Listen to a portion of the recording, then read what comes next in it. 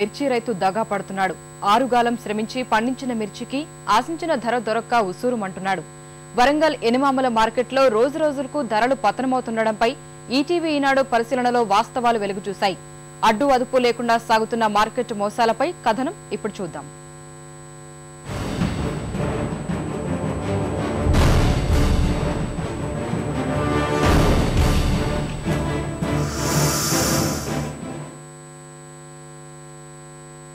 వరంగల్ ఎనుమాముల మార్కెట్లో 10 రోజులుగా ధరల పతనం కొనసాగుతోంది. కమిషన్ ఏజెంట్లు, కొనుగోలుదారులు చేతులు కలిపి రైతులకు కుచ్చుటోపీ పెడుతున్నారు. చూసి చూడనట్లు వ్యవహరిస్తున్న అధికారుల తీరుతో రైతుకు గిట్టుబాటు ధర అందని ద్రాక్షలా మారింది.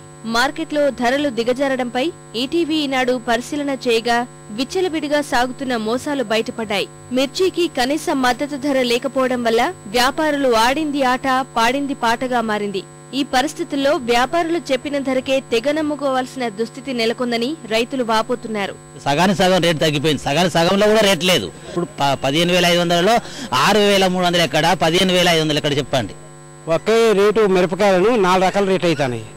ఈ అర్ధదారులను బట్టి, వీళ్ళని బట్టి, వాళ్ళని బట్టి అసలు ఏమవుతుందో ఏం కథ రైతులు మొత్తం లాస్ అవుతాను. అప్పులు కట్టలేరు. అందుకే మందులు దాగి మాకులు దాగి సత్తాను. అది నచ్చిన రేటు పడకపోవడం, ఏదో కంటిన్యూ పెట్టుకుని పోయే రైతు తప్పగా నేను నుంచి సంతోషపడే రైతు లేడు.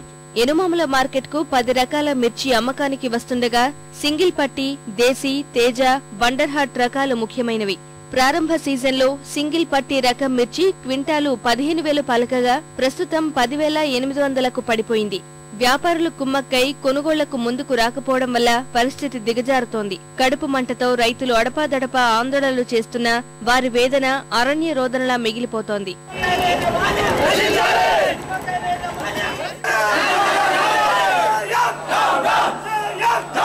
ఒక ఎకరానికి మినిమం ఒక 50,000 ఖర్చు వస్తుంది. సొంత భూమి అయితే, నీళ్లు సొంతం, భూమి సొంతం అయితేనే 50,000 పెట్టుబడి వస్తుంది. ఈ సంవత్సరం 30,000 కూడా రాలే. వ్యాపారులు వాళ్ళ ఖరీదారులు కుమ్మక్కయ్యి చేస్తున్న వ్యాపారం ఇది. వాళ్ళు చేసే పనులకు అధిక నష్టం, మొత్తం టోటల్గా నష్టపోయేదంతా రైతాంగం. అసలు రైతు అనేది బతికేదానికి స్తోమత లేకుండా పోయింది. అధికారులు మాత్రం మిర్చి నాణ్యత లేకపోవడం వల్లే ధరలు తగ్గుతున్నాయని చెబుతున్నారు. బహిరంగ మార్కెట్ డిమాండ్ అండ్ సప్లై ప్రకారం ఏర్పడింది అనేది అటువంటి విషయం అనేది జరగదు. ఎందుకంటే ట్రేడర్లు కానీ కమిషన్లు కానీ చాలామంది ఉన్నారు.